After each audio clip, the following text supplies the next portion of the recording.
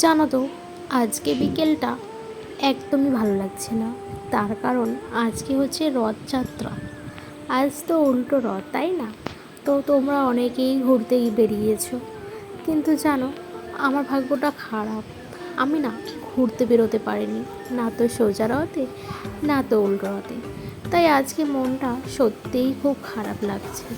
ছোটোবেলার সেই দিনগুলোর কথা খুব মনে পড়ছে, কিন্তু মনে পড়লেও তো কিছু করার নেই। এখন তো বড় হয়ে গেছি, তাই না? এখন সংসার সামলাতে হয়, বাচ্চা সামলাতে হয়, এখন অনেক দায়িত্ব। তো কী আর করা যাবে বলো? তাই ঘুম থেকে উঠে ছটপট করে জামা কাপড়গুলো কেচেছিলাম না সকালবেলা, ওগুলো তুলে ফেললাম। কিছু কিছু ভিজে আছে, কিছু কিছু শুকনো আছে। ওগুলো তুলে মিলে মিলে দিলাম ঘরের মধ্যেই, তো মিলতে হবে, বর্ষাকাল জানোই তো। আর এখন তো জানো আমাদের ছাদেও এখন কিছু কাজ করা যাচ্ছে না, তো সেই জন্য মিস্ত্রিরা চলে গেছে।